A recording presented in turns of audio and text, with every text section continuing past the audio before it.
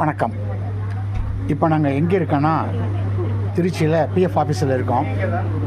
அந்த அலுவலகத்தில் இன்றைக்கி 2 பேர் பணி ஓய்வு பெற்றிருக்காங்க. அதில் ஒருத்தர் நம்முடைய தோழி திருமதி மாறன் மகா. இந்த விழாவில் நிறைய பேர் பணி ஓய்வு பெற்றவங்களை பாராட்டி மரியாதை நிமித்தமாக சில கருத்துக்களை பேசினாங்க.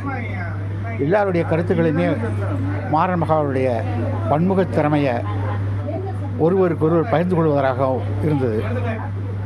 உண்மையிலேயே ஒரு அலுவலக ஊழியருடைய பிற திறமைகளை, பன்முக ஆற்றலை எல்லாரும் தெரிஞ்சு வச்சிருக்கிறது அப்படிங்கிறதும், அதை ஒருவருக்கொருவர் மகிழ்ச்சியோடு பகிர்ந்து கொள்வது அப்படிங்கிறதும் அவருடைய அடையாளமாக அலுவலக திறன் மட்டும் இல்லாமல் கூடுதலான இந்த தகுதிகளும் எல்லோருக்கும் உடன்பாடாக இருக்குது என்பதும் மிக மகிழ்ச்சியான ஒரு அனுபவமாக இருந்தது.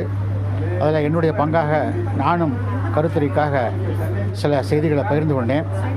ஒரு ஆணாக இருந்து பெண்களுடைய இத்தகைய சட்டங்கள் ஆள்வதும் பட்டங்கள் செய்வதும் பாரினில் பெண்கள் நடத்தக்கூடிய செயலை அண்ணாந்தும் மதித்தும் வியழ்ந்தும் புகழ்ந்தேன்.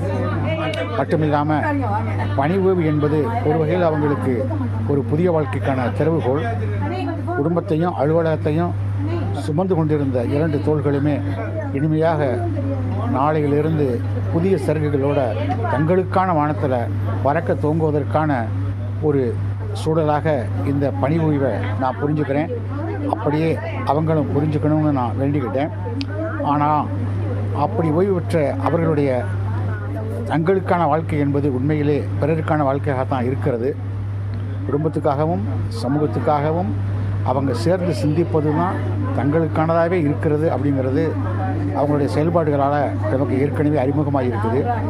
அந்த வகையில் அவங்க தொடர்ந்து இலக்கியத்துக்காகவும் சிந்தனைக்காகவும் சமூகத்துக்காகவும் தங்களுடைய எஞ்சிய வாழ்க்கையை வாழ்வது தான் அவங்க தங்களுக்காகவே வாழக்கூடிய வாழ்க்கையாக இருக்கும் அப்படிங்கிறது எனக்கு புரிஞ்சு, அந்த வாழ்க்கைக்கு ஒரு சக பயணியாக இலக்கியத்தின் திசையில் நின்று கொண்டு அவர்களை இருகரம் விட்டு அழைக்கின்றேன்.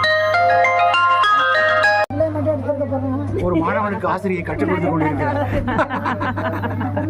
சார் யூடியூப் எப்படி போடணும் அப்படின்னு சொல்லி கேட்டாரு. இன்னைக்கு அக்காவோட ரிட்டையர்மெண்ட் பார்ட்டிக்கு வந்திருந்தாரு. இது ரொம்ப ஈஸி தான் சார் அப்படின்னு சொல்லி கொடுத்துருக்கோம். இந்த ஃபர்ஸ்ட் ஷார்ட்ஸ் போடுறாரு சார்.